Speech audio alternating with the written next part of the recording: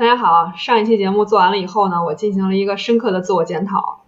为什么这么说呢？因为上一次我录的时候一直在看英文说中文，本来我英语也不是那么特别的好，弄得我大脑的 CPU 已经有点要烧了，所以我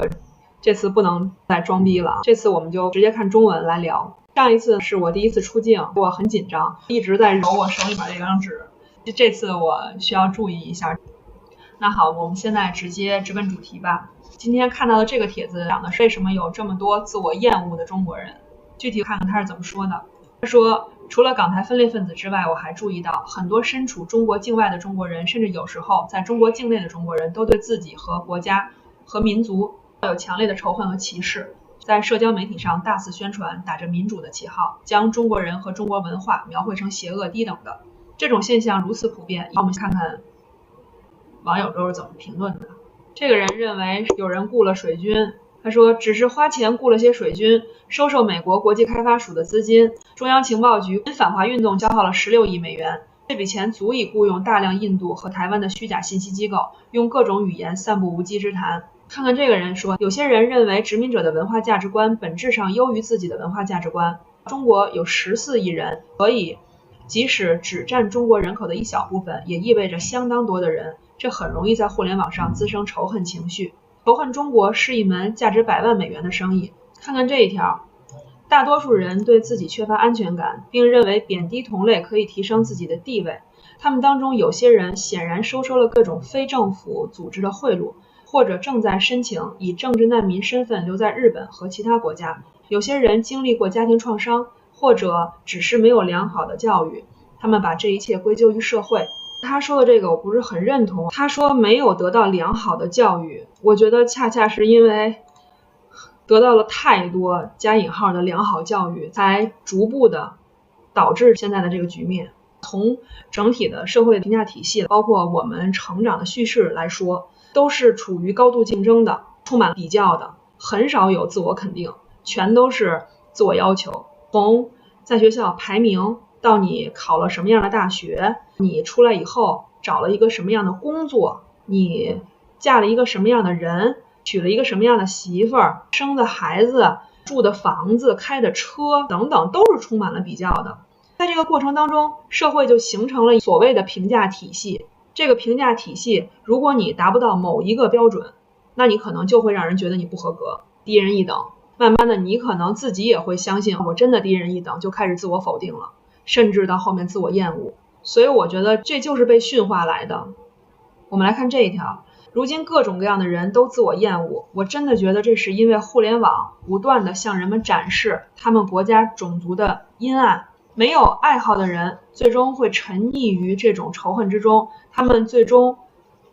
会将仇恨变成自己性格中不可缺少的一部分，成为如今互联网上永不停歇的仇恨机器中的一个齿轮。我觉得他说的这个是一方面，因为现在整体的信息环境特别容易放大我们的负面情绪，在网络上时常会有人传播愤怒，包括仇日、仇美等等这种情绪、极端言论。我觉得表达这种情绪的人其实是在表达自己的压抑，因为他在现在他所处的环境当中，所有的紧张、焦虑是不断内化的，这个其实也是加剧了自我否定的很重要的一点。久而久之，这种负面情绪就变成了一种所谓的文化，就是大家现在看到的中国网络环境那么的恶劣，充满了仇恨、谩骂等等。我觉得这个是有很大原因在里面的。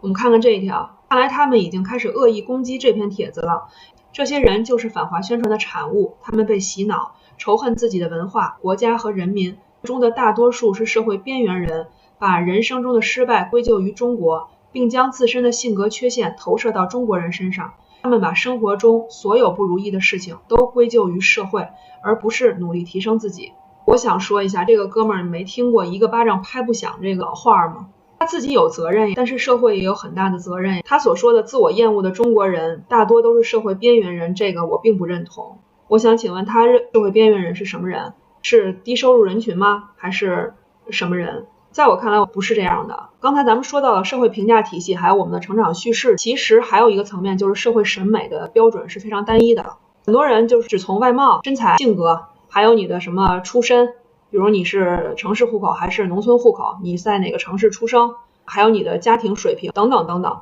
这些都是所谓的社会审美标准。那当有人他的条件偏离于主流的审美标准的时候，那他可能就被贴上了弱势或者不够好的标签。这种非常强大的主流的声音也进一步加深了他自我否定的这个逻辑。他会认为他自己不符合标准，是因为我不好，是我的问题。久而久之，他会持续的怀疑自己，否定自己，不断的强化这个信念。看看这一条，这些人大多想离开中国，融入另一个社会，仇恨中国，将其他文化国家捧上神坛，不过是他们实现目标的捷径。当然，走这条捷径，他们也等于自毁前程。每个国家和文化都有相似的人，中国人只是更没有底线而已。中国人更愿意牺牲一切来实现他们的目标。我觉得他说的第一点确实是有这种人存在的，有很多想获取政治避难等等，我不否认。其实我更想说的是这一点，中国人更愿意牺牲，包括我们的自尊。我觉得这跟传统文化当中的羞耻文化是有关系的。比如说你做错了一件事情，想办法解决它就好了，那就是我做错了我就承认，那我就去改，我想办法解决它。但是在中国不是这样的，你做错了一件事情或者不符合某种标准的时候，别人可能就会调动你的羞耻感。比如说当一个家庭条件不是很好的孩子，他每天都贪玩，不好好学习，家长可能就会说，你这样对得起我吗？我供你吃供你穿，这么多的钱让你又补课又怎么样的。那孩子会怎么想？他会觉得我让家庭蒙羞了，我浪费你的钱了。这种思维方式就很容易直接转化成自我价值的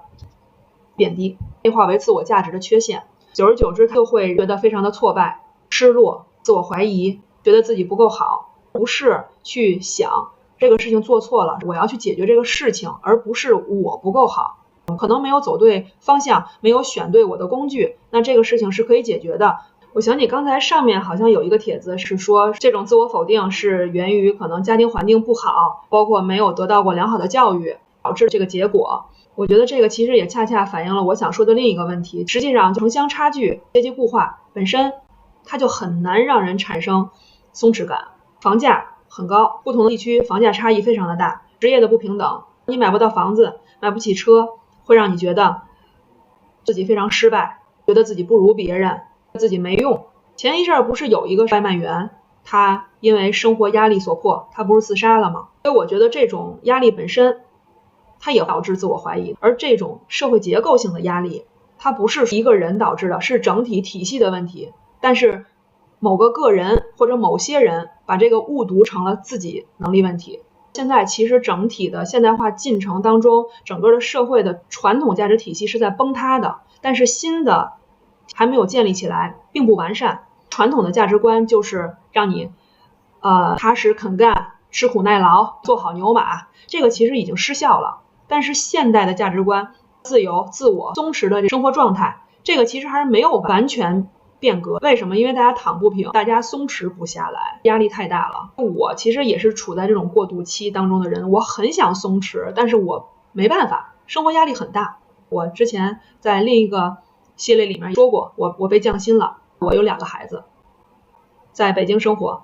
开销是很大的，孩子有各种各样的费用，很多都是隐形费用。所以传统观念和新型的观念碰撞冲突的时候，可能有一部分人就会迷失，就会陷入自我否定当中。接着我们再看这一条，微博和小红书上充斥着极端爱国者，有些是真爱国，有些是疯子，有些是收了钱的。我觉得很多自我厌恶的中国人就像是讨好型人格，他们觉得自己虽然是中国人，但因为与众不同就比普通中国人优越。极端民族主义者和极端反民族主义者本质上是一回事儿，他们都是一种毫无根据的优越感，并伴有强烈的受害者情节。他们或许都能提出一些有道理的观点，但最终总是会诉诸战争、种族灭绝。我想对他这个地方做一些评论。这种攻击性其实是我今天想表达最核心的内容。刚刚我讲的那些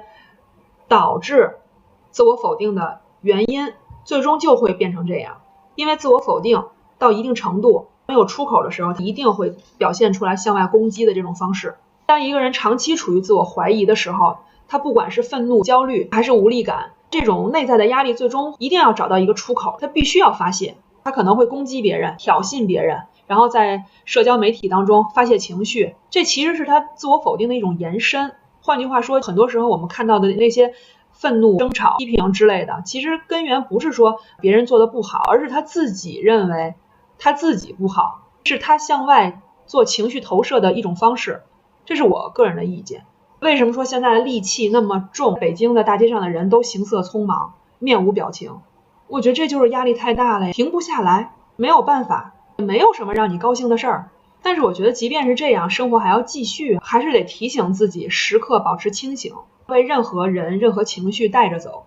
要保持独立思考的能力，时刻清醒的看待周围的人和事。